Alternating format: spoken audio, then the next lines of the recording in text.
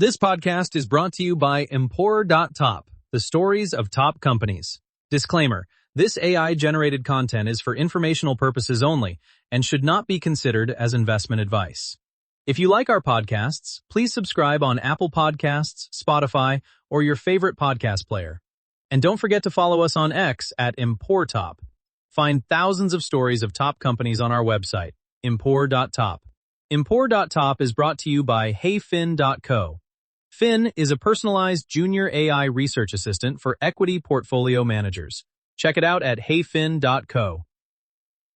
First Financial Corporation, the story of America's fifth oldest national bank.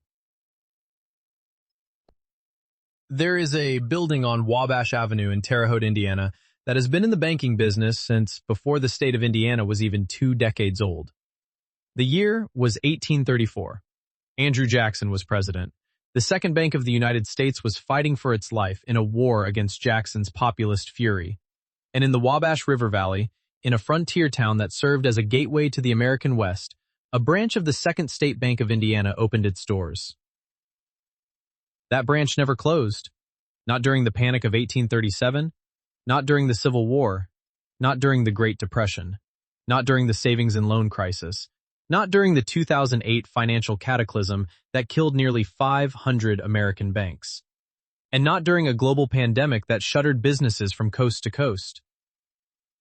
Today, that institution operates as First Financial Bank, a subsidiary of First Financial Corporation, ticker symbol THFF on the NASDAQ. It is the fifth oldest national bank in the United States, and its story is one of the most quietly remarkable survival narratives in American finance. The central question of this episode is deceptively simple. How does a small-town Midwest bank not only survive, but thrive through nearly 2 centuries of financial crises, consolidation waves, and digital disruption? The answer involves conservative banking philosophy tested against growth ambition, geographic expansion executed through disciplined mergers and acquisitions, and the enduring power of the community bank model in an era when most people assume that model is dead. What makes First Financial worth studying is not just its longevity, but its recent transformation. For most of its existence, this was a single market bank serving the counties around Terre Haute. Over the past 15 years, through a series of carefully sequenced acquisitions, it has quietly reinvented itself as a multi-state regional operator spanning Indiana, Illinois, Kentucky, Tennessee, and Georgia. Its consolidated assets have grown from around $3 billion to nearly $6 billion. And its footprint now stretches from the cornfields of central Indiana to the booming suburbs of Nashville. The market cap sits at roughly $767 million today, a figure that would barely register as a rounding error at J.P. Morgan Chase.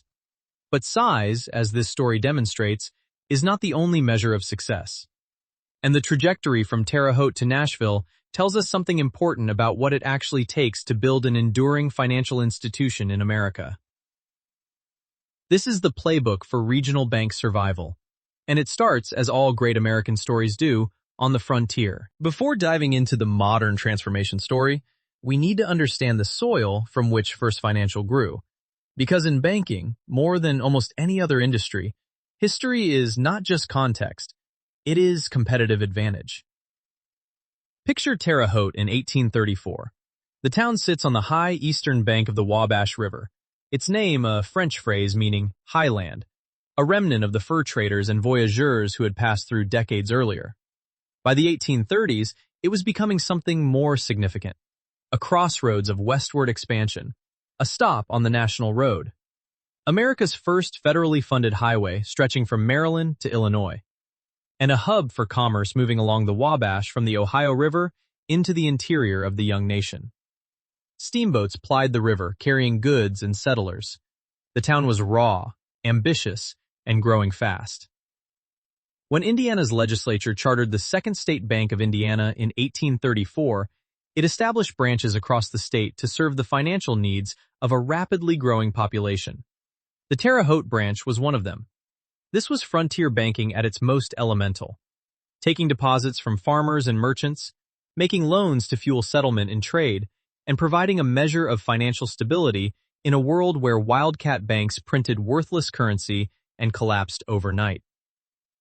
The bank survived the Panic of 1837, which wiped out roughly a third of American banks. Think about what that means. Within 3 years of opening, the institution faced a systemic collapse that destroyed many of its peers, and it came through intact. It navigated the tumult of the Civil War, when Indiana sent more than 200,000 men to fight for the Union, and Terre Haute became a logistics hub for the Western campaigns. It endured the National Banking Act of 1863, which fundamentally restructured American finance by creating a system of nationally chartered banks and a uniform national currency, and eventually became known as Terre Haute First National Bank. The late 19th and early 20th centuries brought further tests. The Panic of 1893, the banking crisis of 1907, and World War I each challenged the institution's resilience. Terre Haute itself was evolving, becoming an industrial center with coal mining, manufacturing, and railroad operations fueling the local economy. The bank's fortunes were intertwined with the communities, a dynamic that would define the institution for its entire existence. Through each of these transformations, the institution maintained something that would prove far more valuable than any single business strategy: institutional memory. The culture of conservative lending, of knowing your borrowers by name, of prioritizing deposit stability over loan growth, was passed down through generations of bankers. In an industry where aggressive risk-taking periodically generates spectacular returns followed by spectacular failures, Terre Haute First National simply refused to play that game. The Great Depression was perhaps the ultimate test. Between 1929 and 1933, roughly 9,000 American banks failed, wiping out the savings of millions of families and accelerating the worst economic contraction in the nation's history. Indiana was hit hard. The state's agricultural economy had been struggling since the early 1920s, and the Depression pushed many rural banks past their breaking point. Terre Haute First National survived, not by genius or innovation, but by the boring discipline of maintaining adequate capital reserves and refusing to make loans it could not underwrite with confidence. When the federal government created the FDIC in 1933 to restore public confidence in the banking system, the bank was already standing on solid ground. This is the core insight of First Financial's early history. Survival in banking is not about brilliance. It is about discipline, patience, and the compounding effect of trust built over decades. A bank that has served a community for 100 years has relationships that no marketing budget can replicate, and no fintech startup can disrupt overnight.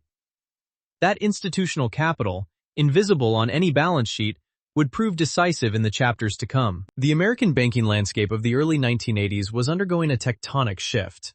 For decades, state-level regulations had kept banks confined to narrow geographic territories. In many states, branching restrictions meant a bank could operate in only a single county, sometimes even a single building. This created an industry of thousands of tiny institutions, each dominant in its own postage stamp of territory, but unable to grow beyond it. Then, the walls started coming down.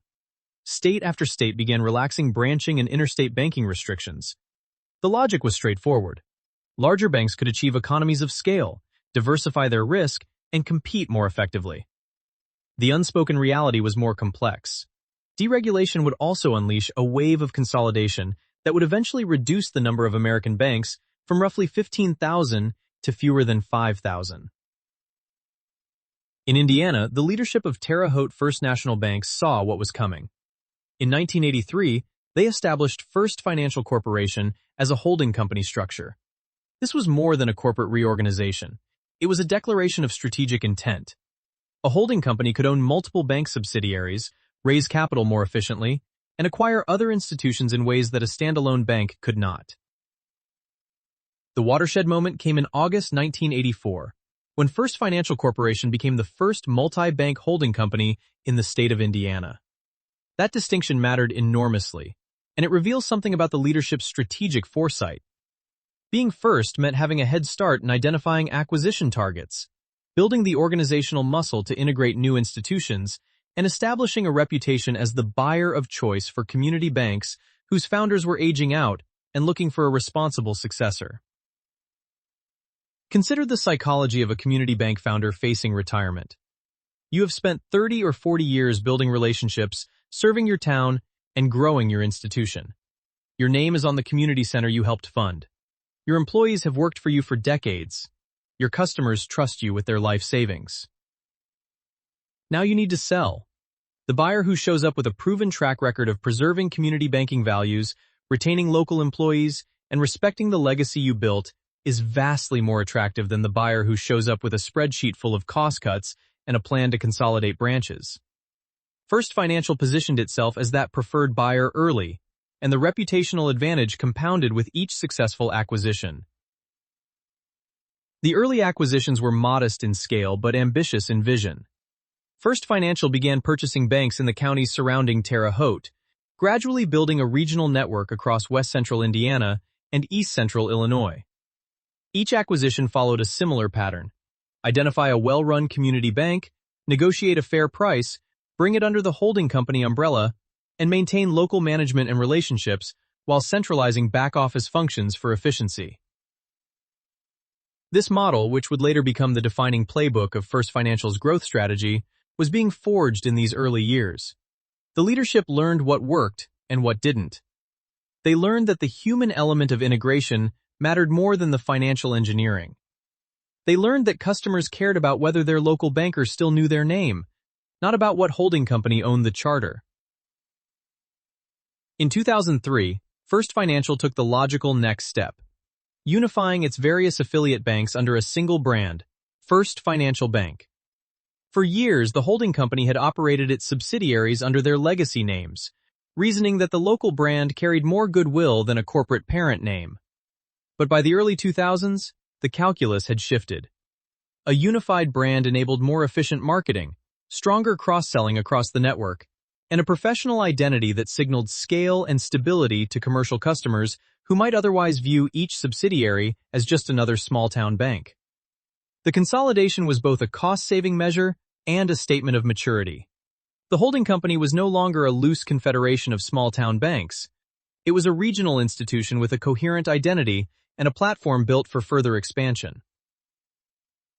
The stage was set. First Financial had spent 2 decades building the infrastructure, the culture, and the capabilities for growth through acquisition. What it needed now was opportunity.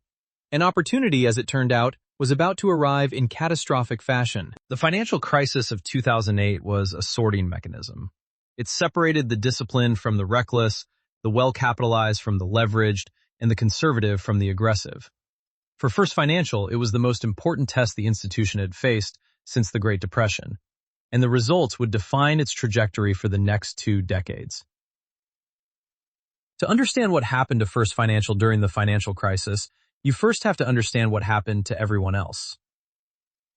Between 2008 and 2013, nearly 500 American banks failed.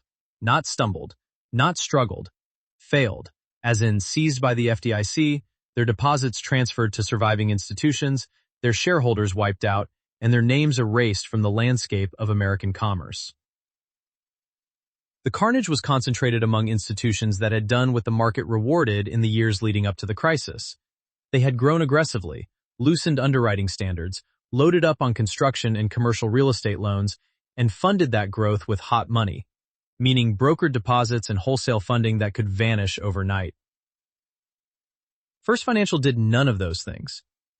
To understand why, you need to understand what hot money means in banking. Imagine you run a restaurant. You can fill your dining room every night by offering 50% off specials, but the customers who come for the discount will leave the moment someone else offers a better deal. In banking, brokered deposits are the equivalent of those discount-chasing diners. They are large deposits, often placed through intermediaries, that flow to whichever institution offers the highest rate. They are cheap to acquire in good times and catastrophically expensive to lose in bad times, because when confidence falters, they vanish overnight, leaving the bank without the funding it needs to support its loans. First Financial funded itself the old-fashioned way, with deposits from local customers who kept their money at the bank because they had a relationship with their banker, not because they were chasing an extra quarter point of yield. The bank's conservative lending culture, forged over 170 years of Midwest banking, proved to be exactly the right strategy for a world that suddenly realized it had been pricing risk incorrectly for the better part of a decade. While banks in Florida, Nevada, and California were discovering that their residential construction portfolios were worth pennies on the dollar, First Financial's loan book was anchored in the kind of unglamorous credits that rarely make headlines. Small business loans to manufacturers and retailers in the Wabash Valley, agricultural loans to farmers whose land had been in their families for generations, and residential mortgages underwritten with old-fashioned debt-to-income ratios and genuine down payments. The Midwest advantage was real but underappreciated. Indiana and Illinois never experienced the kind of speculative real estate frenzy that inflated home prices in the Sun Belt and coastal markets. In Las Vegas, home prices roughly tripled between 2000 and 2006 before collapsing. In Miami, the same. In Terre Haute, home prices barely moved. You cannot have a housing bubble in a market where housing was never overvalued to begin with. First Financial's portfolio reflected the steady, unspectacular economics of its home territory. And in 2008, steady and unspectacular turned out to be priceless. The numbers told the story. While the industry's non-performing loan ratios spiked to levels not seen since the Great Depression, First Financial's credit metrics remained manageable. Its tangible book value, which represents the hard equity backing each share of stock after stripping out intangible assets like goodwill, continued to climb while competitors saw theirs collapse. Its capital ratios stayed well above regulatory minimums without requiring the kind of emergency capital raises that diluted shareholders at other banks or, worse, triggered FDIC intervention. There is a deeper lesson here about the relationship between culture and strategy. First Financial operated with low leverage, modest growth targets, and an emphasis on local relationships over loan production quotas. These were not sophisticated risk management techniques. They were not the product of complex value-at-risk models or Monte Carlo simulations. They were habits, embedded in the institution's DNA by generations of bankers who had seen what happened when you chased growth at the expense of prudence. The crisis validated what they had always believed. The tortoise beats the hare, especially when the racetrack is lined with landmines. But the crisis did more than validate First Financial's defensive posture. It created the conditions for its transformation. As hundreds of banks failed or were absorbed by desperate competitors, a new reality emerged. Well-capitalized survivors had their pick of expansion opportunities. Distressed banks, abandoned branches, and demoralized customer bases were available at prices that would have been unthinkable just a few years earlier. First Financial had the capital, the culture, and the patience to take advantage. While many of its peers were scrambling to shore up their own balance sheets, accepting TARP money from the federal government, or negotiating emergency mergers to avoid failure, First Financial was quietly building its war chest. The crisis had not just preserved its capital. It had concentrated opportunity in the hands of the few institutions disciplined enough to have maintained it. The question was whether it had the ambition. The answer to whether First Financial had the ambition came quickly. The post-crisis mergers and acquisitions environment was unlike anything the banking industry had seen in decades. Regulators were encouraging consolidation, reasoning that fewer, stronger banks were preferable to a system cluttered with undercapitalized institutions clinging to life. Potential sellers were everywhere. Capital, however, was scarce, which meant that the few banks with strong balance sheets could be highly selective. In October 2011, First Financial Corporation announced the acquisition of PNB Holding Company, parent of Freestar Bank, based in Pontiac, Illinois. Freestar operated 13 offices across central Illinois, a meaningful geographic footprint that would extend First Financial's reach well beyond the Terre Haute border region, where it had historically maintained a modest Illinois presence. The strategic logic was clear. Central Illinois offered demographically stable markets with commercial and agricultural lending opportunities that matched First Financial's core competencies. The Freestar franchise came with established customer relationships, experienced local bankers, and a branch network that would have taken years and millions of dollars to build organically. And the price was right. Post-crisis valuations for community banks remained well below pre-2008 levels, giving acquirers favorable economics. But the Freestar deal was important for another reason beyond its immediate financial contribution. It served as a proving ground for First Financial's acquisition integration model. Every merger is a test of organizational capability. Can the acquirer retain the target's best employees? Can it maintain customer relationships through the inevitable disruption of system conversions and brand changes? Can it achieve the promised cost savings without gutting the franchise it just paid to acquire? First Financial's approach was to preserve the community banking ethos within a larger platform. Local market presidents retained meaningful decision-making authority. Customers continued to interact with the same bankers they had trusted before the acquisition.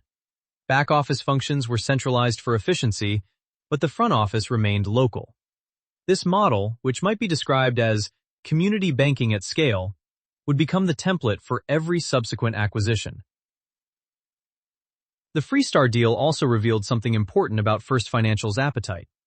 This was not a one-time opportunistic purchase.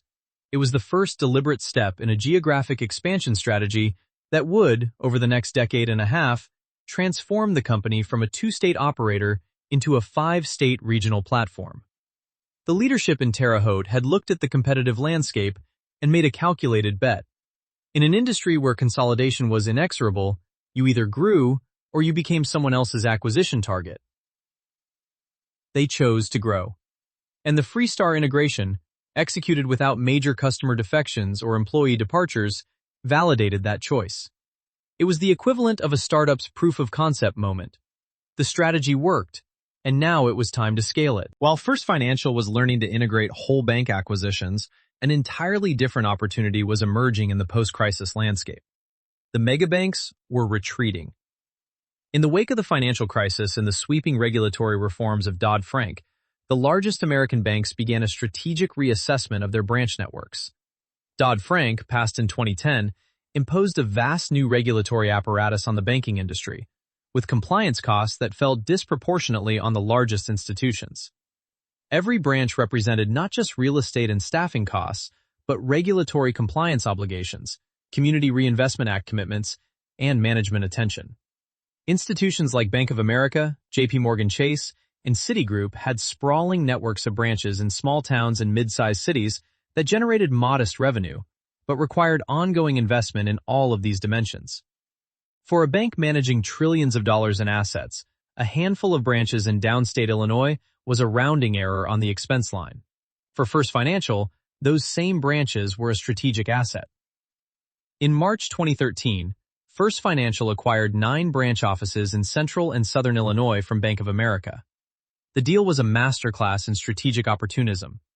Instead of buying an entire institution with all the complexity that entails, including legacy loans, unknown liabilities, and cultural integration challenges, First Financial was cherry-picking established customer franchises from a seller who was happy to walk away. The brilliance of branch acquisitions lies in what you get and what you avoid. You get physical locations with established foot traffic, deposit customers with years of banking history, and often commercial relationships that the megabank never fully served. You avoid problem loans, because the selling bank typically retains those. You avoid cultural clashes, because you are not absorbing an entire organization with its own management hierarchy and corporate identity. And you avoid paying a premium for a bank charter, because you are simply adding branches to your existing charter. The deposit franchise value was particularly compelling. In the low-rate environment that prevailed after the crisis, stable, low-cost deposits were the lifeblood of bank profitability. The customers who walked into those former Bank of America branches every week were exactly the kind of depositors that First Financial wanted: loyal, local, and unlikely to chase marginally higher rates at an online bank. These were farmers, small business owners, and retirees who valued face-to-face relationships and the comfort of a familiar branch location. There was also a subtle competitive dynamic at work. When Bank of America exited these markets, the customers it left behind were temporarily orphaned, suddenly assigned to a distant branch, or encouraged to use digital channels they might not have been comfortable with. First Financial stepped in as the local alternative, the bank that would actually show up in the community. It was a powerful sales pitch that required minimal marketing because the pitch was simply being present. The 9-branch acquisition reinforced a principle that would guide First Financial's growth strategy going forward. Sometimes the best acquisitions are not the biggest or most transformational. Sometimes they are the simplest, the deals with the lowest execution risk and the highest probability of immediate value creation. Building a regional banking franchise does not require a single blockbuster merger. It can be assembled brick by brick, branch by branch, customer by customer. By the mid-2010s, First Financial had built a solid foundation across Indiana and Illinois. Its capital ratios were strong. Its credit quality was excellent. Its integration capabilities had been tested and proven through two distinct types of transactions: a whole bank acquisition with Freestar and a branch purchase from Bank of America. This diversity of M&A experience was important. It meant the company's leadership had developed judgment about which type of deal was appropriate for which situation, a strategic flexibility that would serve them well as they contemplated larger moves. The broader industry context was also shifting. The post-crisis regulatory environment had stabilized. Interest rates remained at historically low levels, compressing margins for deposit-dependent community banks and creating urgency around finding new sources of earnings growth. Across America, thousands of community banks were confronting the same existential question: grow or be acquired. First Financial had made its choice. The company was ready for something bigger. Every company has moments that divide its history into before and after. Moments where the leadership makes a decision that fundamentally changes the company's trajectory, its risk profile, and its identity. For First Financial Corporation, the Hop-Fed Bancorp merger was that dividing line. To appreciate the magnitude of this decision, consider what First Financial looked like heading into 2019. It was a well-run, conservatively managed community banking organization headquartered in Terre Haute, with approximately $3 billion in assets. Its footprint covered west-central Indiana and east-central Illinois, a territory it had served for decades and knew intimately. Its markets were stable, its relationships were deep, and its performance was consistent, if unspectacular. Now consider the target: Hop-Fed Bancorp, headquartered in Hopkinsville, Kentucky, operating as Heritage Bank with roughly $900 million in consolidated assets. Heritage ran 18 bank branches and 3 loan production offices scattered across Kentucky and Tennessee. Hopkinsville sits about 150 miles south of Terre Haute, in the agricultural heartland of western Kentucky, near Fort Campbell in the Tennessee border. This was not a tuck-in acquisition of a neighboring county bank. This was a leap into entirely new geography, new markets, and new competitive dynamics. For a bank that had spent its entire 185-year history operating within a radius of roughly 100 miles from Terre Haute, it was a bold move. The distance matters because banking, particularly community banking, is intensely local. You need to understand the economic drivers of each market, the competitive dynamics, the regulatory environment across state lines, and the cultural expectations of customers who may have very different banking habits than those in your home territory. A farmer in western Kentucky and a manufacturer in the Wabash Valley both need loans, but the rhythms of their businesses, the risks they face, and the services they require can differ in ways that a centralized credit model might miss. The deal structure reflected First Financial's characteristic discipline. Each Hop-Fed stockholder could elect to receive either 0.444 shares of First Financial common stock or $21 in cash per share, or some combination of the two. The total implied valuation came to approximately $128.3 million. The mix of stock and cash consideration is worth noting because it reveals something about how First Financial thinks about its own currency. By offering stock as part of the deal, the company was implicitly saying, "We believe our shares are fairly valued, and we are confident enough in our future to give you a stake in it." At the same time, the cash component provided certainty for Hop-Fed shareholders who preferred liquidity. The merger closed on July 29, 2019, and the resulting institution operated 83 banking centers and 5 loan production offices across 4 states: Indiana, Illinois, Kentucky, and Tennessee. The strategic logic rested on several pillars. First, Heritage provided entry into markets with different economic drivers than the mature Midwest territories First Financial already served. Western Kentucky and Middle Tennessee offered exposure to military spending through Fort Campbell, one of the largest Army installations in the country, as well as agricultural diversity and growing population centers. The economic correlation between these markets and First Financial's Indiana heartland was low enough to provide genuine diversification benefits. Second, the deal provided enough scale in the new geography to justify the investment in regional management, compliance infrastructure, and marketing required to operate effectively across state lines. This is a crucial distinction in banking M&A. A single branch in Kentucky would have been a curiosity, expensive to manage, and too small to generate meaningful returns. 18 branches and 3 loan offices constituted a real franchise with the critical mass to support dedicated regional leadership and contribute meaningfully to the holding company's earnings. But the big question hung in the air.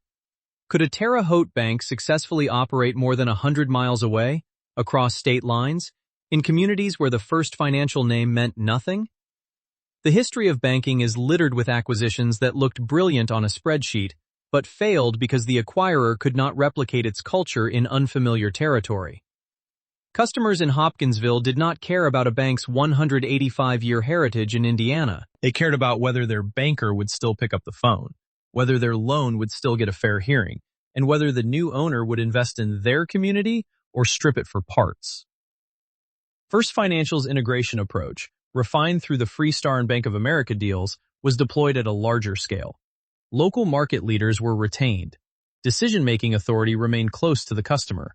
The Heritage brand was eventually folded into First Financial Bank, but the people and the philosophy stayed in place. The early indications were encouraging. Customer retention held. Credit quality remained sound. The Kentucky and Tennessee operations began contributing to earnings without the kind of integration disruptions that often accompany cross-state mergers. The HopFed deal was more than a geographic expansion. It was a proof of concept.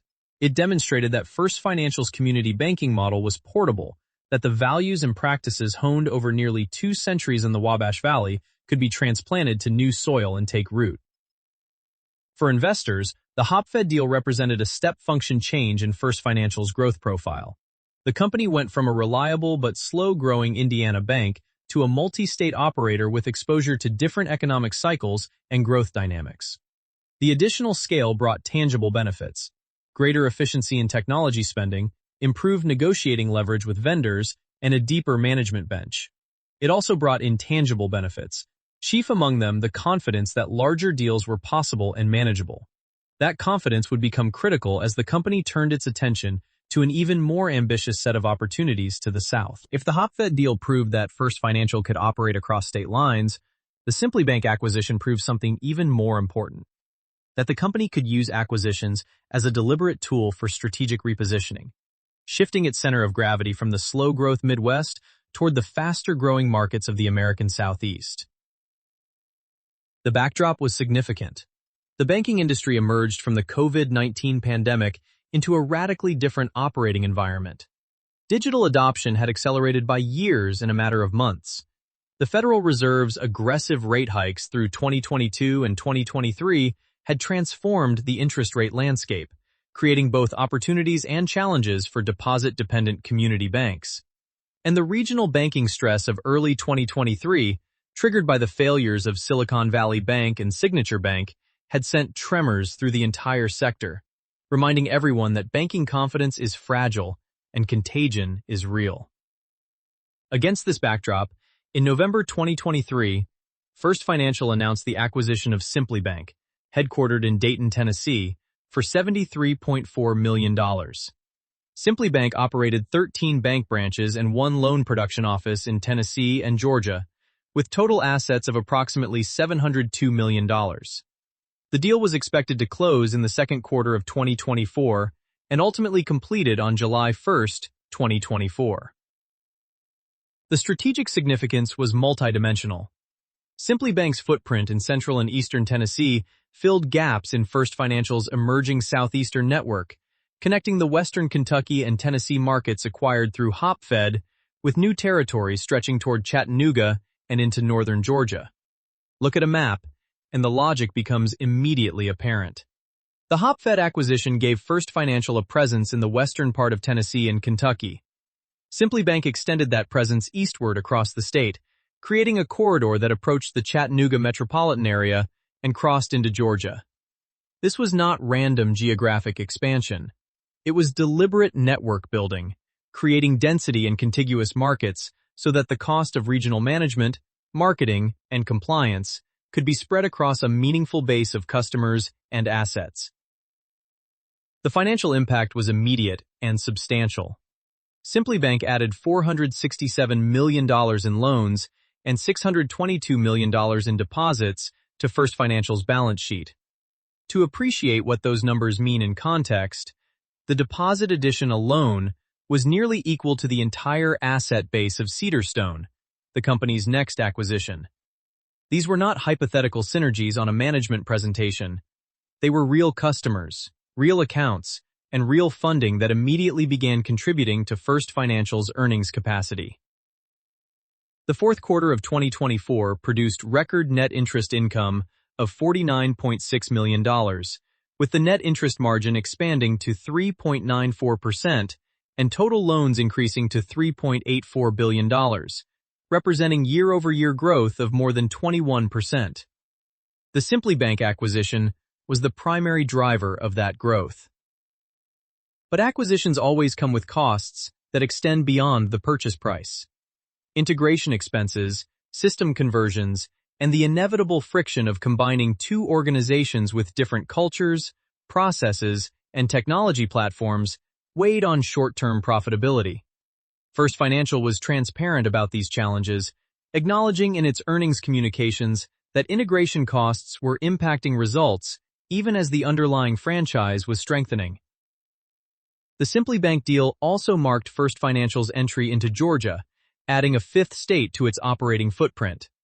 While the Georgia presence was modest, consisting of a small number of branches in the northern part of the state, it established a toehold in one of the fastest-growing regions of the American South. For a bank that had spent most of its history in the slow-growth Midwest, having exposure to the demographic and economic dynamism of the southeastern United States was a meaningful strategic upgrade. More fundamentally, the Simply Bank acquisition revealed the maturation of First Financial's M&A strategy. The company was no longer simply buying banks that happened to become available.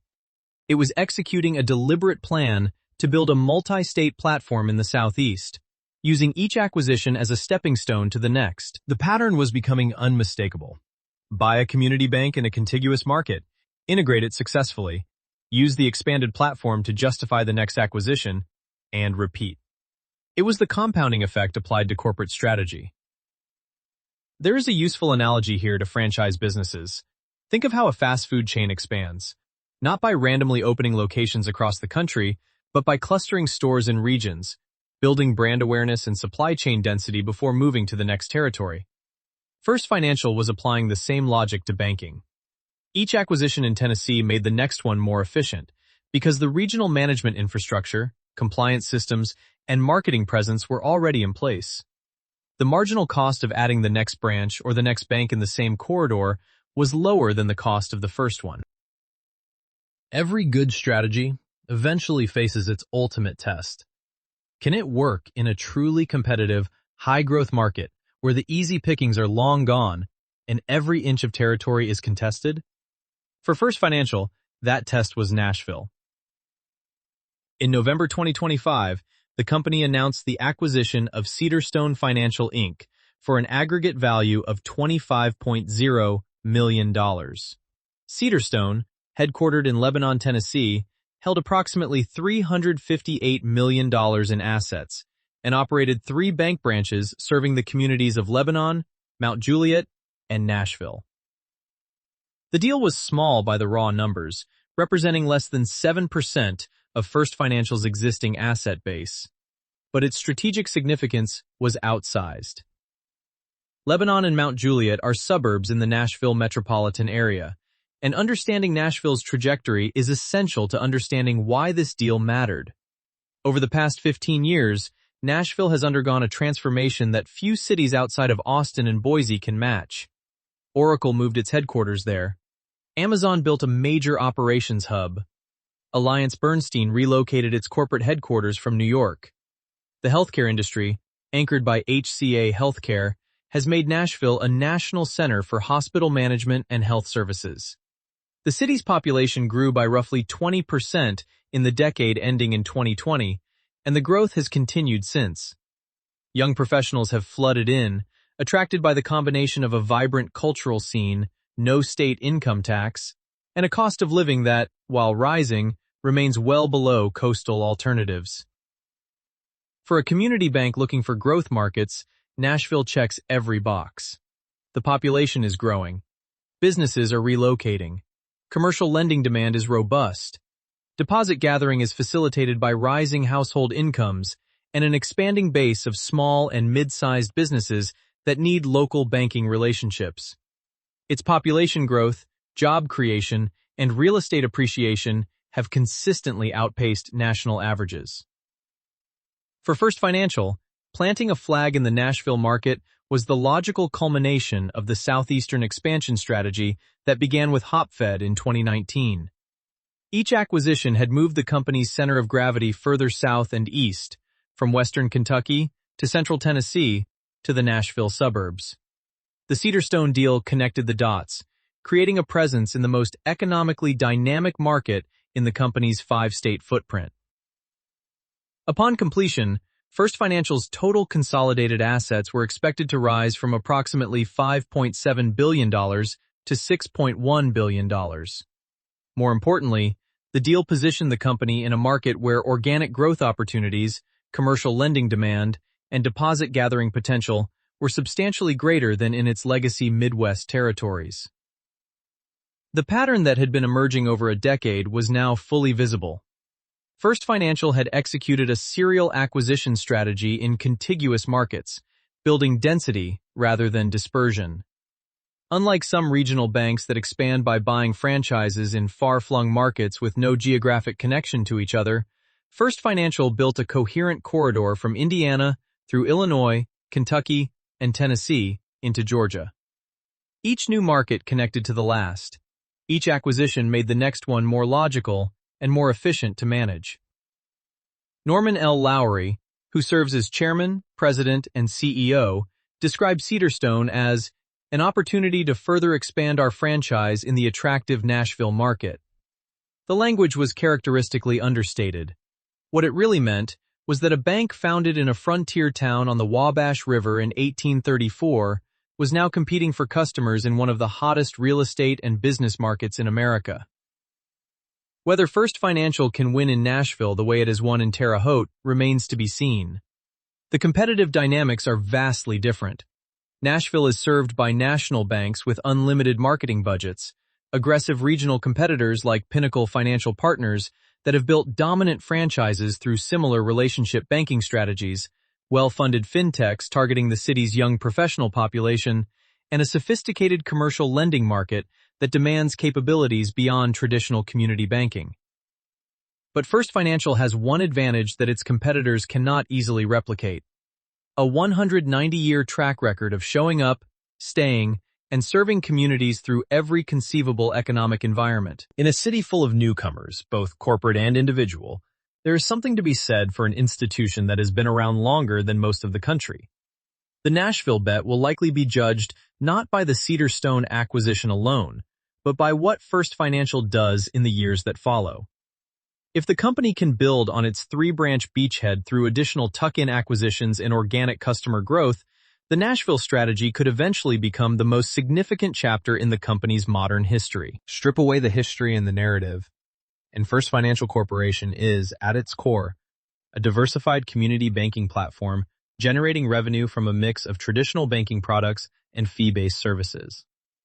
Understanding the current business model is essential for anyone evaluating the company as an investment or studying it as a case study in regional banking strategy. The revenue engine runs on 2 cylinders. The first, and by far the larger, is net interest income, which is the spread between what the bank earns on loans and investments and what it pays for deposits and borrowings. Think of it as the bank's markup. It borrows money cheaply from depositors and lends it out at a higher rate, and the difference is its profit. The second cylinder is non-interest income, which includes fees from trust and wealth management, insurance, investment services, and deposit account charges. Like most community banks, net interest income is the dominant contributor, and the company's recent performance demonstrates why the acquisition strategy has been so effective at driving this metric. In the second quarter of 2025, First Financial reported net income of $18.6 million, or $1.57 per diluted share.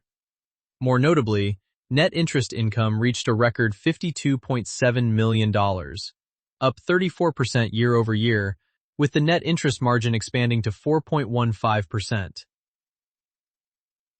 For context, a net interest margin above 4% is considered strong for community banks. The industry average for banks of First Financial size typically ranges from 3 to 3.5%, so exceeding 4% represents meaningful outperformance.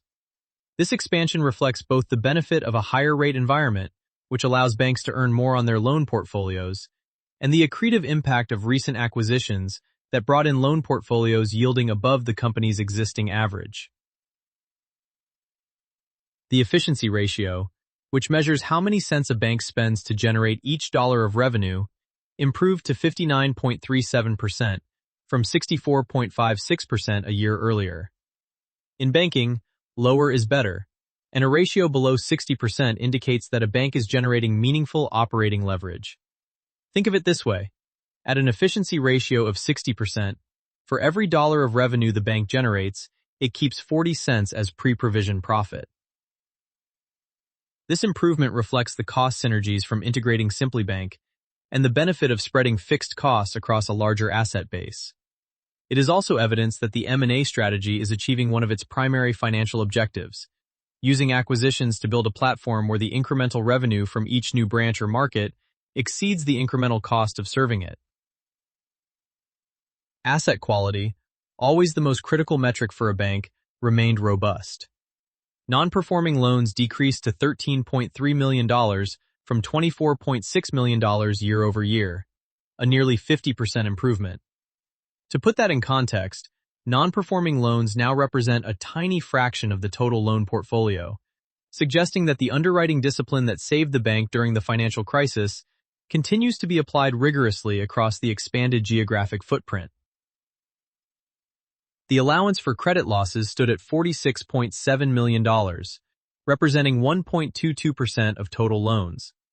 This is the reserve the bank sets aside to cover expected future losses, and the level suggests conservative provisioning, enough to absorb a meaningful deterioration in credit quality without catastrophic impact, but not so excessive that it drags unnecessarily on current earnings.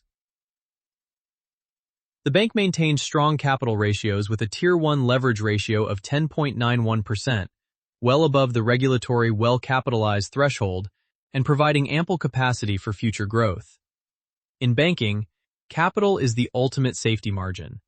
It is the buffer between a bank and insolvency, the resource that allows an institution to absorb unexpected losses and continue operating. A Tier 1 leverage ratio above 10% gives First Financial substantial room to make additional acquisitions, absorb credit losses, and weather economic downturns without imperiling its financial stability. The deposit base reflects the community banking model. Non-interest-bearing demand deposits, essentially free funding for the bank because it pays no interest on them, are supplemented by interest-bearing checking accounts, savings accounts, and time deposits such as certificates of deposit. The mix matters enormously because the cost of deposits is the single largest variable in a bank's profitability equation. A bank with a high proportion of non-interest-bearing deposits has a built-in cost advantage over one that must pay market rates to attract funding. The loan portfolio is diversified across commercial and industrial lending, commercial real estate, residential mortgages, construction, and home equity products. Supplemental revenue streams include lease financing, trust account management, and insurance services, providing fee income diversification that pure lending operations cannot deliver. The company pays a dividend yielding roughly 3.18% at recent prices, a meaningful shareholder return that reflects the cash-generative nature of community banking and management's confidence in the sustainability of earnings. For income-oriented investors, the dividend provides a floor on total return even in periods of modest stock price appreciation. The company has maintained its dividend through multiple economic cycles, including the 2008 crisis and the COVID-19 pandemic, a track record of reliability that income investors prize. The geographic diversification of the business model is worth dwelling on because it represents such a dramatic departure from the company's historical profile. A decade ago, First Financial's fortunes were almost entirely tied to the economic health of the Wabash Valley and surrounding communities in Indiana and Illinois. Today, the company operates across 5 states, with meaningful exposure to the faster-growing economies of Tennessee and Georgia. This diversification reduces the risk that a localized economic downturn in any single market can materially impair the company's earnings. It is a form of insurance that was purchased through acquisitions rather than derivatives. The technology question looms large for any community bank, and it is worth unpacking because it illustrates the fundamental tension at the heart of the community banking model. Consider what a customer expects in 2026. Instant mobile deposits, real-time payment notifications, seamless person-to-person transfers, integrated budgeting tools, and the ability to apply for a loan from a smartphone at midnight. Delivering these capabilities requires investment in core banking platforms, mobile application development, cybersecurity infrastructure, and data analytics. JP Morgan Chase spends roughly $15 billion annually on technology. First Financial's entire annual revenue is a fraction of that figure. The gap is not as fatal as it might appear, however, because First Financial does not need to build this technology from scratch. A robust ecosystem of banking technology vendors, often called core processors, provides turnkey solutions that community banks can license for a fraction of the cost of in-house development. Companies like Fiserv, Jack Henry, and FIS provide mobile banking platforms, digital lending tools, and cybersecurity monitoring that allow institutions like First Financial to offer digital experiences comparable to those of much larger competitors. The trade-off is standardization. Using a vendor platform means less customization and less differentiation, but it also means dramatically lower cost and faster deployment. The deeper challenge is not technological parity in digital channels, but the broader question of customer acquisition. Megabanks and fintechs can acquire customers nationally through digital marketing at a cost per acquisition that community banks cannot match. First Financial's customer acquisition model remains fundamentally local and relationship-driven. Branch presence, community involvement, and word-of-mouth referrals.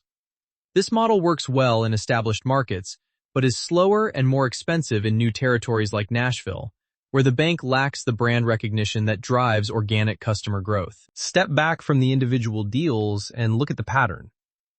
Studying First Financial's evolution over the past 4 decades reveals a remarkably consistent set of strategic principles. These are not revolutionary concepts. They will not win anyone a Nobel Prize in economics. They are the boring fundamentals of banking, executed with unusual discipline and patience over an unusually long time horizon. But boring, executed well and compounded over decades, produces extraordinary results. The first principle is conservative underwriting through cycles. In every economic era, there is pressure to loosen lending standards. During booms, competitors gain market share by making loans that a disciplined underwriter would reject. Bank executives face boards asking why growth is lagging peers. Loan officers face quotas that incentivize volume over quality. The temptation to follow the market is enormous because the short-term penalty for conservatism is lost revenue, slower growth, and uncomfortable conversations with shareholders. First Financial has consistently resisted this temptation, maintaining credit discipline even when it meant ceding business to more aggressive competitors. The payoff comes during downturns, when the conservative lender's portfolio holds up while the aggressive lender's portfolio collapses. It is a simple concept but extraordinarily difficult to execute in practice, because it requires the institutional fortitude to accept underperformance during good times in exchange for outperformance during bad times. The second principle is patient capital deployment. First Financial does not do deals for the sake of doing deals. It waits for opportunities that meet its criteria for price, strategic fit, and integration feasibility. This patience is rare in an industry where executives are often measured on quarterly earnings growth and incentivized to demonstrate activity. The pressure to do something with excess capital is intense, particularly when competitors are announcing deals and analysts are asking on quarterly calls about the acquisition pipeline. There have been long periods in First Financial's history when no meaningful acquisitions occurred. Not because the company lacked ambition, but because the available deals did not meet its standards. The discipline to say no to a dozen mediocre deals in order to say yes to one great one is a competitive advantage that does not appear on any balance sheet. The third principle is geographic clustering. Every major acquisition has been in a market contiguous to an existing one. First Financial builds density, not dispersion. This means that each new market can be managed by existing regional infrastructure, that marketing and brand building can spill across borders, and that the company avoids the logistical nightmare of operating disconnected outposts in far-flung territories. The Indiana to Illinois to Kentucky to Tennessee to Georgia corridor is a textbook example of contiguous expansion. The fourth principle is community banking at scale. First Financial preserves local market presidents and decision-making authority in acquired institutions. This is not sentimentality, it is strategic. The value of a community bank franchise resides in its relationships, and relationships are maintained by people, not by corporate policies. When a business owner walks into a branch to discuss a loan, they want to talk to someone who understands their industry, their community, and their specific circumstances. That person is almost always a local banker, not a credit analyst in a distant headquarters. When a bank acquires a community institution and immediately replaces local leadership with centrally deployed managers, it risks destroying the very asset it paid to acquire. First Financial understands this and has built an organizational structure that balances local autonomy with centralized efficiency. Local presidents make lending decisions. Corporate headquarters handles compliance, technology, and capital allocation. It is a federalist model applied to banking. The fifth principle is management continuity. Norman L. Lowry's tenure as chairman, president, and CEO has provided stable, consistent leadership through multiple strategic transitions. In an industry where executive turnover can derail multi-year strategies, this continuity has been a genuine competitive advantage. The M&A strategy in particular benefits from long-tenured leadership because acquisition capabilities are institutional muscles that take years to develop and are easily lost through leadership transitions. The sixth principle is integration excellence. First Financial has completed multiple acquisitions without the kind of major stumbles that plague many serial acquirers. System conversions have been executed cleanly. Customer retention has been strong. Cost synergies have been achieved. This track record is itself a competitive advantage because it makes First Financial a more attractive buyer to potential sellers. Community bank founders and boards considering a sale care deeply about what will happen to their employees and customers after the deal closes. A buyer with a proven track record of respectful, competent integration has a significant edge over one with a history of post-merger chaos. These six principles interact and reinforce each other. Conservative underwriting preserves capital. Patient deployment ensures that capital is deployed wisely. Geographic clustering makes integration easier. Community banking at scale preserves franchise value. Management continuity ensures that the strategy is executed consistently. And integration excellence makes the next deal possible. It is a flywheel, and it has been spinning with increasing velocity for the past 15 years. There is one more principle worth noting, though it is less a deliberate strategy than an emergent property of all the others. First Financial has become increasingly attractive as an acquirer precisely because it has been a successful acquirer. In community banking, reputation matters. When a bank's board is deciding whom to sell to, they talk to other boards who have gone through the process. Word travels fast in tight-knit banking communities. First Financial's track record of fair dealing, employee retention, and community commitment has created a referral network that surfaces acquisition opportunities before they reach the open market. In a competitive M&A environment, That informational advantage is invaluable. Understanding First Financial's competitive position requires examining the structural forces that shape profitability in community and regional banking. Michael Porter's 5 Forces framework, which analyzes the competitive dynamics that determine an industry's profit potential, provides a useful lens. For those unfamiliar, Porter argued that industry profitability is determined by 5 forces: the threat of new entrants, the bargaining power of suppliers and buyers, the threat of substitutes, and the intensity of competitive rivalry. The stronger these forces, the harder it is for companies in the industry to earn attractive returns. The threat of new entrants into community banking is moderate to high, though not in the traditional sense.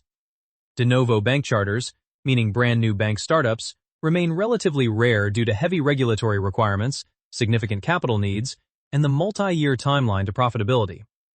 However, fintech companies have fundamentally altered this dynamic. Neobanks like Chime and SoFi offer deposit-like products with higher yields. Online lenders compete aggressively for consumer and small business loans. Payment platforms like Venmo and Cash App handle transactions that once required a bank account. These entrants do not need a bank charter to compete for the most profitable segments of traditional banking. Yet regulatory barriers still protect the full-service banking relationship, particularly for commercial clients who need treasury management, credit lines, and the kind of complex financial services that fintechs have not yet replicated at scale. Branch networks continue to matter for commercial relationships in ways that mobile apps cannot fully substitute. The bargaining power of suppliers in banking is relatively low. A bank's primary suppliers are its depositors, who provide the raw material, funding, that the bank transforms into loans. While deposit holders have more options than ever, switching costs remain meaningful.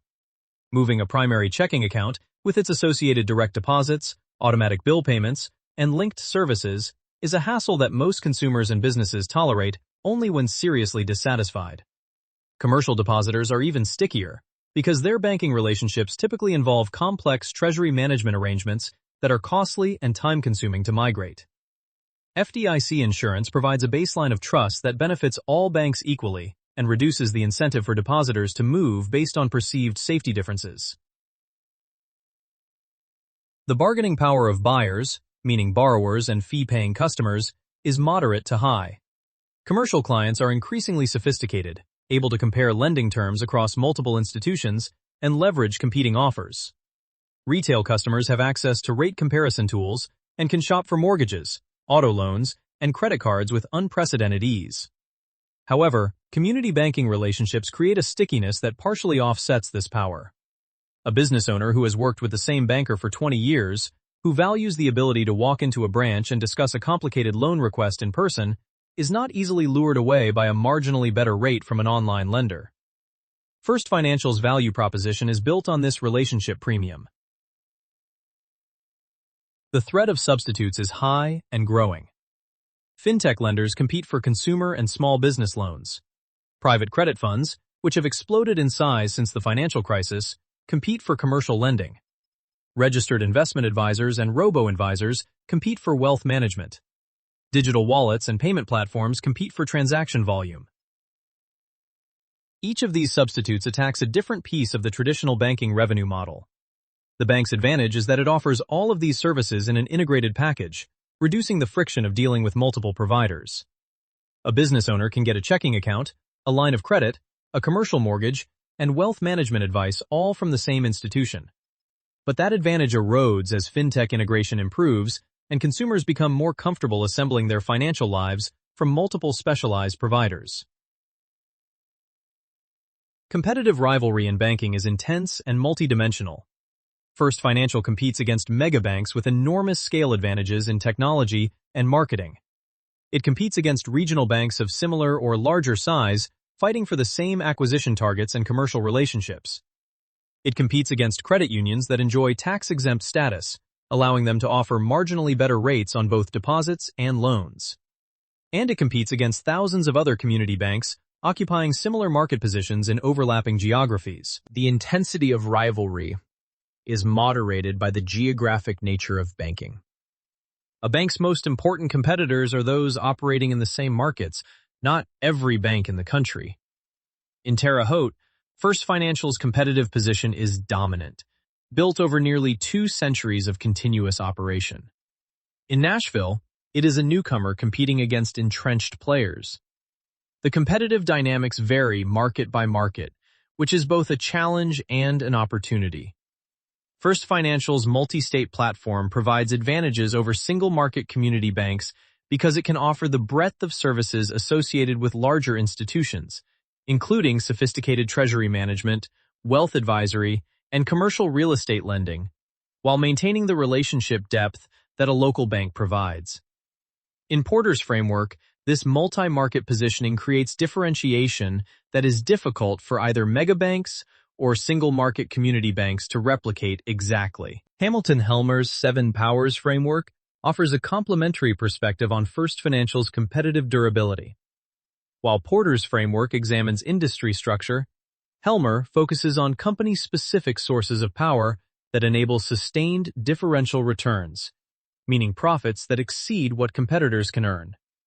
In Helmer's view, there are only 7 possible sources of such power, and most companies possess few, if any, of them. The question for First Financial is whether it possesses any of these powers in sufficient strength to sustain above-market returns over time. Scale economies are weak for First Financial in absolute terms. The company, at roughly $6 billion in assets, is a fraction of the size of J.P. Morgan Chase or Bank of America, and cannot match their technology spending, regulatory compliance infrastructure, or cost of capital. However, at the regional level, First Financial achieves meaningful scale advantages over smaller community banks in its markets. Its ability to spread technology costs, compliance expenses, and management overhead across a multi-state platform gives it a cost structure that single-market banks with $500 million in assets simply cannot match.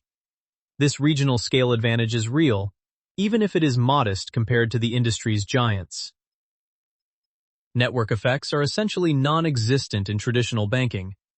Unlike a payments platform or social network, a bank does not become more valuable to each customer as more customers join.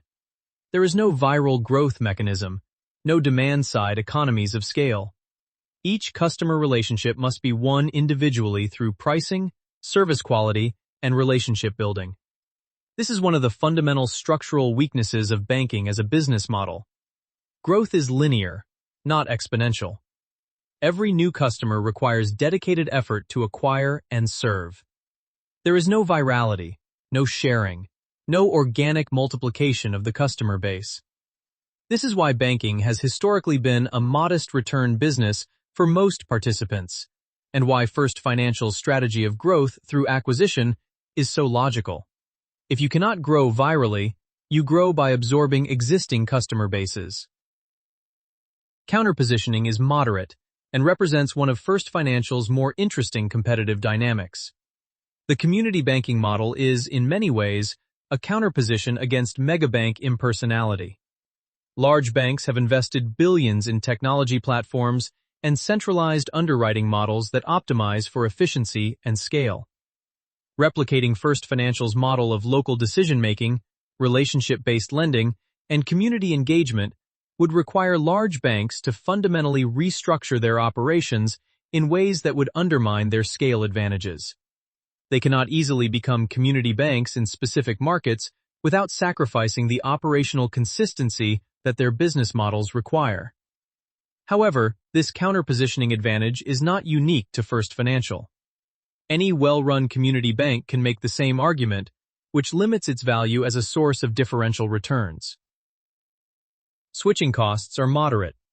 Commercial banking relationships involve treasury management systems, credit facilities, and institutional knowledge that create real friction when a business considers moving to a competitor.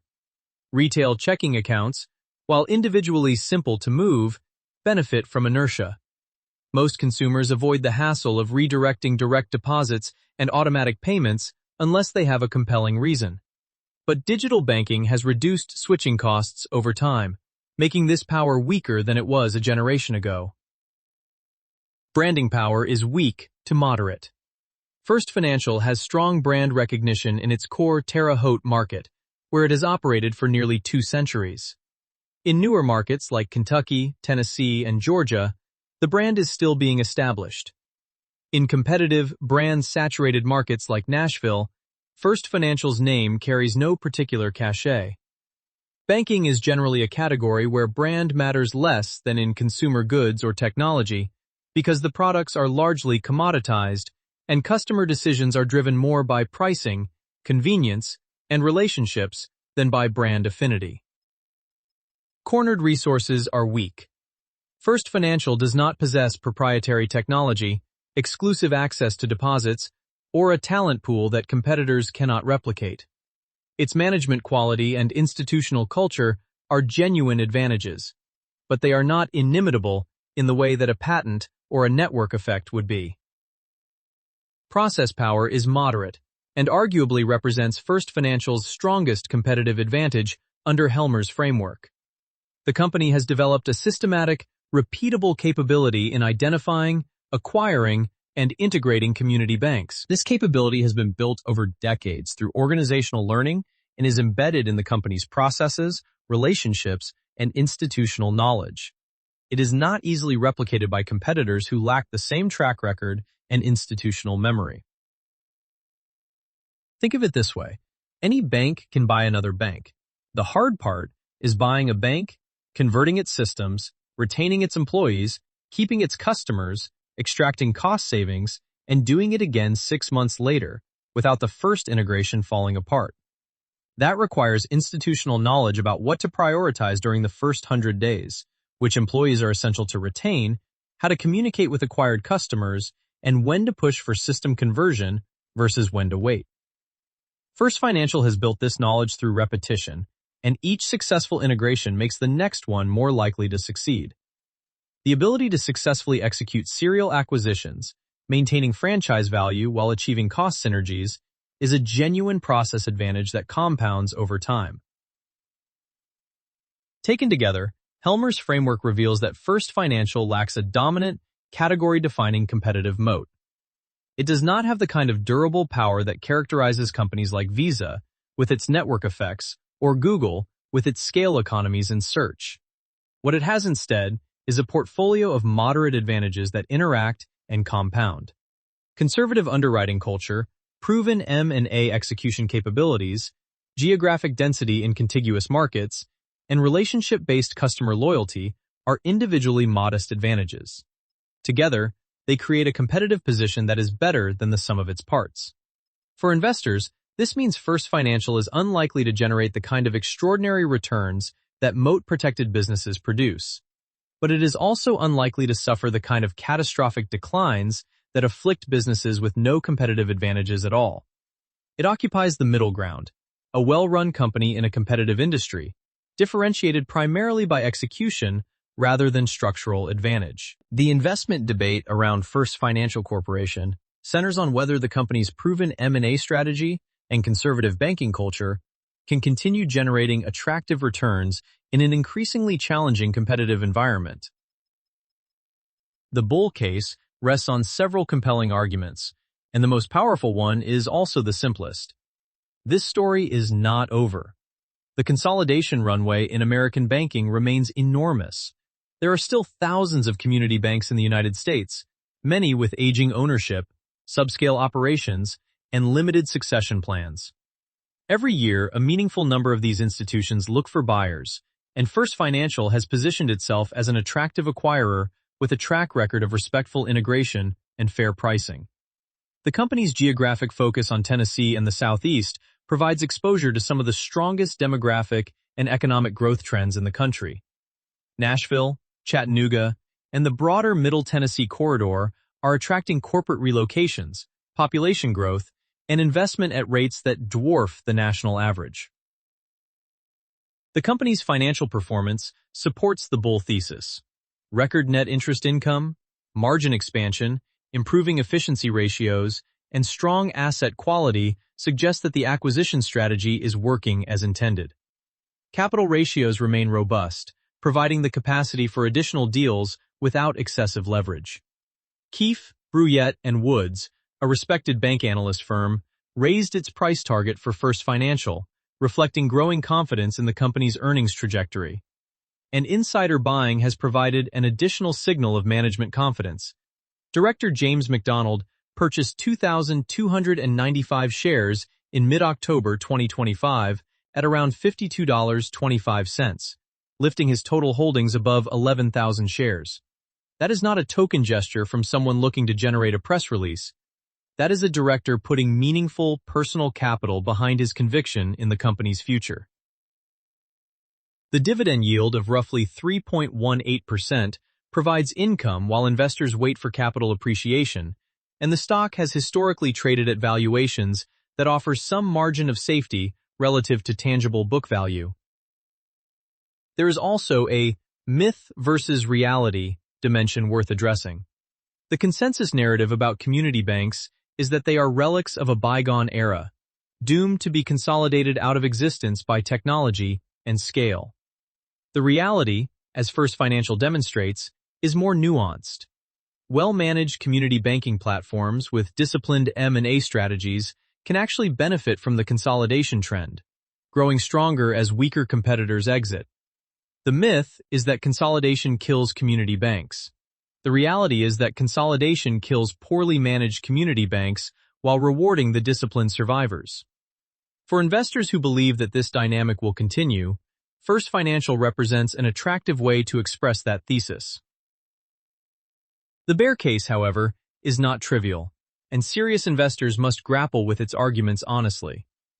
The most fundamental concern is the too small to compete, too large to be nimble challenge, sometimes called the donut hole of banking.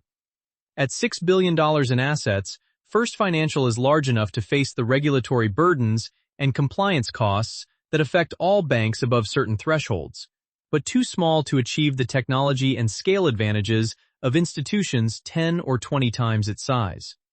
Every dollar spent on cybersecurity, digital banking platforms, and regulatory compliance is a dollar that a megabank can spread across a vastly larger revenue base.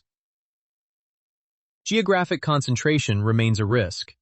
While the expansion into Tennessee and Georgia is encouraging, First Financial's markets are still heavily weighted toward the Midwest and Southeast. An economic downturn concentrated in these regions, whether driven by manufacturing decline, agricultural stress, or a correction in Nashville's overheated real estate market, could disproportionately impact the company's loan portfolio. Commercial real estate exposure, a concern for the entire banking industry in the post-COVID era of remote work and shifting space utilization patterns, represents a specific risk that investors should monitor. Net interest margin compression is a perpetual concern for rate-sensitive community banks. To explain this risk simply, when interest rates fall, the rates banks earn on their loans decline, but the rates they pay on deposits often do not decline as quickly or as far. This asymmetry, known as deposit beta, can squeeze the spread between what a bank earns and what it pays, compressing the net interest margin that is the primary driver of earnings. While the current environment has been favorable, any significant decline in interest rates could pressure margins, particularly if deposit competition intensifies as it tends to during rate-cutting cycles. The bank's recent margin expansion has been partly driven by the higher rate environment and the accretive impact of acquisitions, both of which could reverse. Integration execution risk is elevated with multiple recent deals. Simply Bank and Cedarstone represent significant organizational complexity, and the risk of customer attrition, employee turnover, or technology integration failures is real, even for experienced acquirers. Each acquisition adds new markets, new loan portfolios, and new operational processes that must be absorbed without disrupting the existing franchise. The fintech threat, while sometimes overstated by Silicon Valley cheerleaders, is genuine over longer time horizons. Young consumers increasingly manage their finances through mobile apps and digital platforms that bypass traditional banking entirely. A 25-year-old in Nashville is far more likely to open their first checking account with Chime or SoFi than with a community bank they have never heard of. While commercial banking relationships remain sticky, the retail deposit franchise that funds community bank lending is gradually being eroded by alternatives that did not exist a decade ago. The myth that fintechs would replace banks entirely has not materialized. but the reality that they are skimming the most profitable customer segments is undeniable. There is also a broader macro risk that applies to all banks, but weighs particularly on institutions with Midwest and Southeast exposure. The agricultural sector, which remains important to First Financial's Indiana and Illinois markets, faces long-term headwinds from climate variability, trade policy uncertainty, and consolidation that favors large corporate farming operations over the family farms that community banks have traditionally served. Manufacturing, another pillar of the Midwest economy, continues its long-term employment decline, even as output remains strong. These structural economic trends do not create immediate risk, but they slowly erode the customer base in legacy markets, reinforcing the importance of the company's expansion into higher-growth southeastern territory. There are also important regulatory considerations to flag. As First Financial approaches the $5 billion asset threshold and eventually the $10 billion mark, it will face progressively more intensive supervisory scrutiny. The Dodd-Frank Act's Durbin Amendment, which caps debit card interchange fees for banks above $10 billion in assets, represents a material revenue headwind when that threshold is eventually crossed. Additionally, the company's growing commercial real estate portfolio should be viewed in the context of evolving regulatory guidance on CRE concentration limits. Regulators have historically viewed CRE concentrations exceeding 300% of risk-based capital as warranting heightened scrutiny, and acquisitions that bring in CRE-heavy portfolios can push acquirers toward those limits. For investors evaluating First Financial, three key performance indicators deserve ongoing monitoring. First, the net interest margin, which captures the fundamental profitability of the bank's lending operations and is the most sensitive indicator of how well the company is navigating the interest rate environment. Second, the non-performing loan ratio, which serves as an early warning system for credit quality deterioration and reflects the effectiveness of the company's underwriting discipline. Third, the efficiency ratio, which reveals whether the company is successfully extracting cost synergies from its acquisitions and achieving the operating leverage that justifies the M&A strategy. These three metrics, tracked over time, will tell the essential story of whether First Financial's strategy is creating value or consuming capital. First Financial stands at an inflection point. The acquisitions of the past several years have transformed its geographic footprint, its asset base, and its growth profile. But the road ahead presents challenges that are qualitatively different from those it has navigated so far. The most consequential strategic question facing the company over the next several years is the $10 billion asset threshold. Under current banking regulations, crossing $10 billion triggers enhanced supervisory requirements, including compliance with the Durbin Amendment, which caps debit card interchange fees and subjects the institution to Consumer Financial Protection Bureau examinations. The revenue impact of the Durbin Amendment alone can reduce a bank's non-interest income by tens of millions of dollars annually.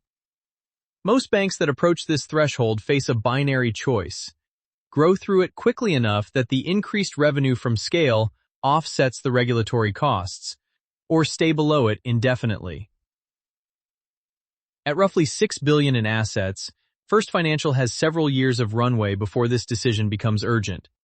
But the company's acquisition trajectory suggests it will eventually confront this threshold, and the strategic choices it makes in preparation will be critical. Some regional banks have attempted to leap across the threshold through transformative mergers, reasoning that it is better to cross at 12 or 15 billion than to stall at 9. Others have deliberately slowed their acquisition pace to delay the crossing. First Financial's management has not publicly signaled its preferred approach, but the pattern of sequential, moderately sized acquisitions suggests a gradual approach rather than a single leap. The acquisition pipeline likely holds additional deals in Tennessee and Georgia. The company has established a foothold in both states, and the logic of geographic clustering argues for deepening that presence through additional tuck-in acquisitions. The Nashville market in particular offers opportunities to acquire small community banks or individual branches that could enhance the Cedarstone franchise without requiring another transformative merger. Organic growth presents different challenges. Building market share in new geographies through de novo branch openings and relationship-by-relationship business development is slower and more expensive than growth by acquisition. A new branch in a competitive market like Nashville might take 3 to 5 years to reach profitability, during which time it is consuming capital rather than generating it. However, organic growth carries none of the integration risk and allows the company to be highly selective about the customers and markets it enters. The most likely path forward is a blend of both approaches: targeted acquisitions for geographic expansion, complemented by organic growth to build density within existing markets. The Cedarstone deal exemplifies this hybrid approach. The acquisition provides a Nashville platform, but the real value will come from the organic growth that platform enables over the following decade. Technology investment is non-negotiable. The digital banking capabilities that customers expect continue to advance rapidly, and the emergence of artificial intelligence tools for everything from fraud detection to customer service to credit underwriting adds yet another dimension of required investment. For a bank of First Financial's size, the question is not whether to invest in technology, but how to invest efficiently. Strategic partnerships with banking technology vendors, rather than in-house development, are the most likely path. But even this approach requires sophisticated vendor management capabilities and a willingness to invest in staff training and process redesign that goes beyond simply licensing software. The competitive landscape for M&A itself is also evolving.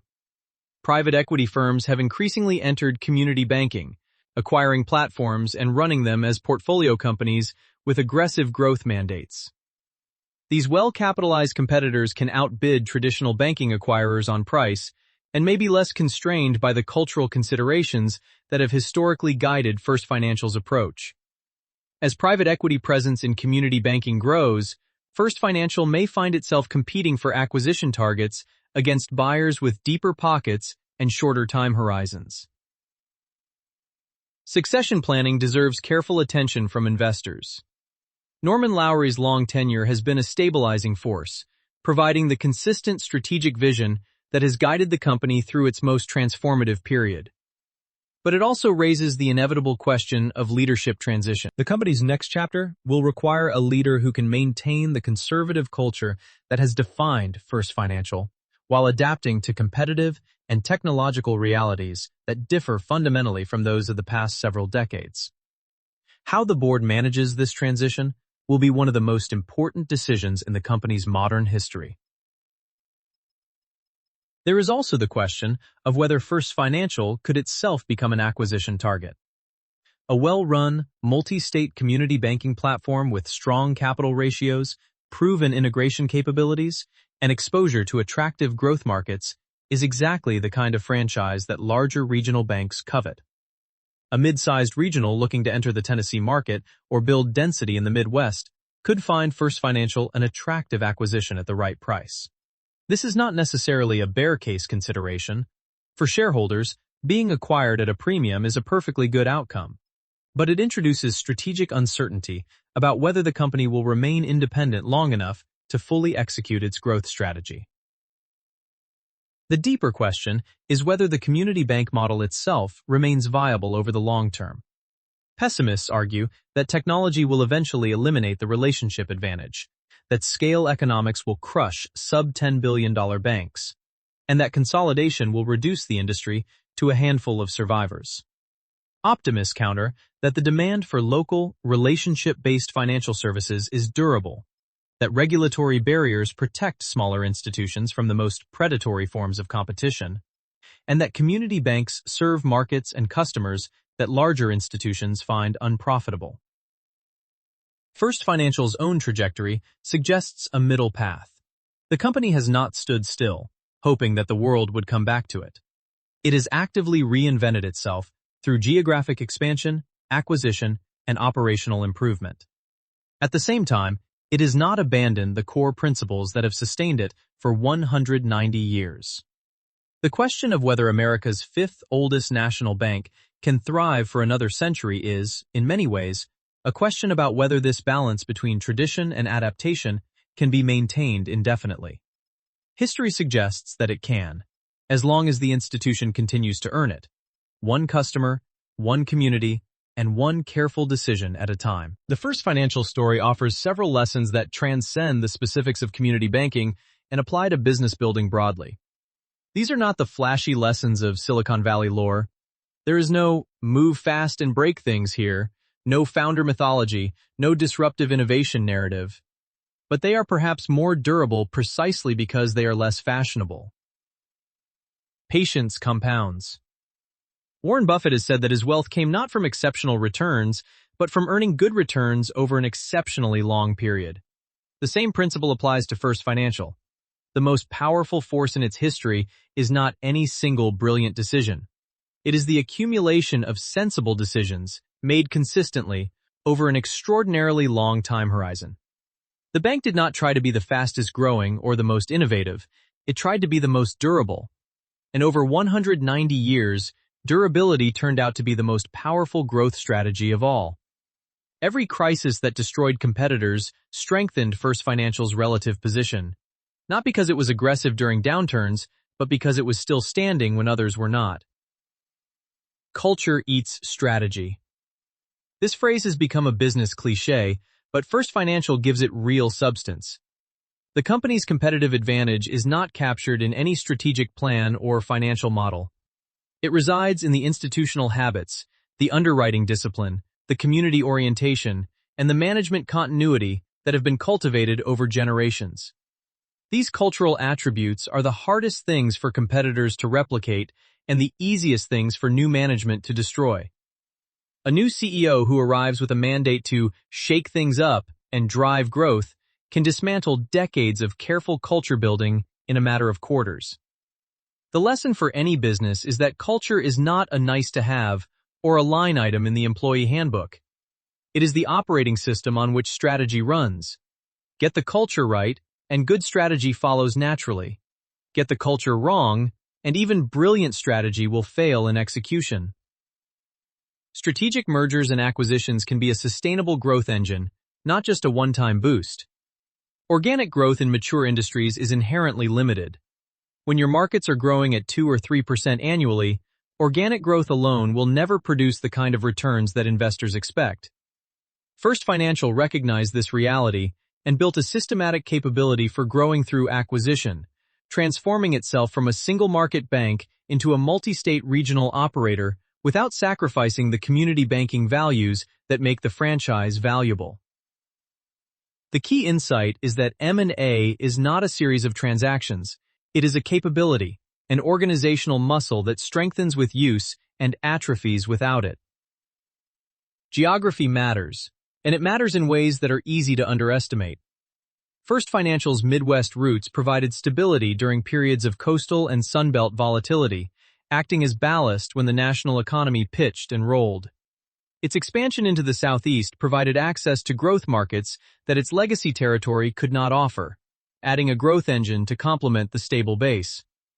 The interplay between geographic stability and geographic ambition has been a defining feature of the company's strategy, and it illustrates a broader principle. The best businesses are anchored in dependable markets, but reach toward dynamic ones. The anchor keeps you from capsizing. The sail catches the wind. Small can scale. The assumption that community banks are destined to be consolidated out of existence ignores the evidence that well-managed community banking platforms can grow to meaningful scale while retaining the local character that makes them valuable. First Financial is not a megabank, and it does not need to be. It has found a viable middle ground, large enough to compete effectively for commercial clients, invest in technology, and achieve operational efficiency, yet small enough to maintain genuine community relationships, empower local decision-makers, and adapt quickly to the needs of individual markets. That middle ground is not easy to occupy, but for those who can maintain the balance, it offers the best of both worlds. Finally, businesses that serve communities rather than extract from them tend to endure. This is not a sentimental observation. It is an empirical one.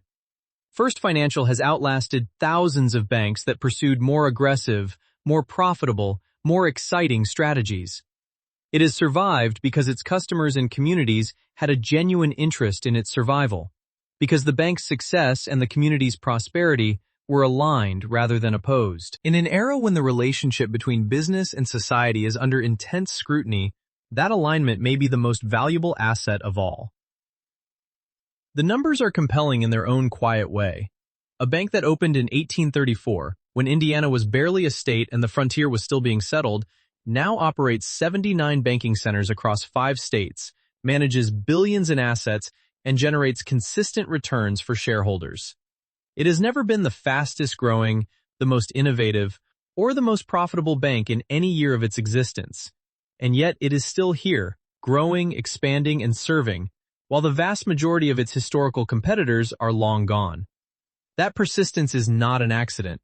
It is the product of choices, made over and over again, across nearly 2 centuries, by people who understood that the point of a bank is not to make as much money as possible, as quickly as possible.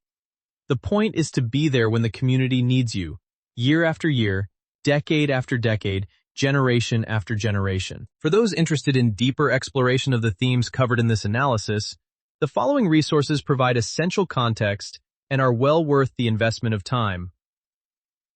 The FDIC's Comprehensive History, Crisis and Response, and FDIC History, 2008 to 2013, offers the definitive account of the regional bank failures that shaped the post-crisis landscape in which First Financial expanded. It is essential reading for anyone seeking to understand why so many community banks failed and why a handful, like First Financial, survived. First Financial Corporation's own 10K annual reports, available through sec.gov, provide primary source financial data and management's discussion of strategy in their own words. Reading the annual report sequentially from 2010 through the present reveals the evolution of the acquisition strategy in management's own language, which is often more revealing than any analyst's summary. The Banker's New Close by Anat Admati and Martin Hellwig presents the academic case for higher bank capital requirements, a framework that illuminates why First Financial's conservative capital management has been so effective. The Federal Reserve's historical resources on the Great Recession provide essential macroeconomic context. Andrew Ross Sorkin's Too Big to Fail captures the 2008 crisis narrative from the perspective of the largest institutions, providing a useful counterpoint to the community banking experience.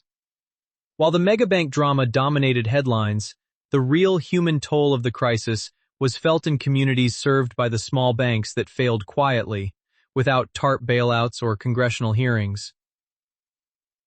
First Financial's investor relations website contains merger presentations and quarterly earnings call transcripts that trace the evolution of the acquisition strategy in real time. American Banker magazine provides ongoing coverage of regional banking consolidation trends. Ron Chernow's The House of Morgan offers the definitive history of American banking over 2 centuries, placing institutions like First Financial in their proper historical context. Keefe, Bruyette, and Wood's Regional Bank Research provides the industry analysis and comparable company data essential for evaluating First Financial relative to its peers. The story of First Financial Corporation is, in many ways, the story of American community banking itself. Resilient, adaptable, and quietly indispensable to the communities it serves. This podcast is brought to you by Empor.top, the stories of top companies. Disclaimer: this AI-generated content is for informational purposes only and should not be considered as investment advice. If you like our podcasts, please subscribe on Apple Podcasts, Spotify, or your favorite podcast player. And don't forget to follow us on X at Empor.top. Find thousands of stories of top companies on our website, Empor.top. Empor.top is brought to you by HeyFin.co. Fin is a personalized junior AI research assistant for equity portfolio managers. Check it out at HeyFin.co.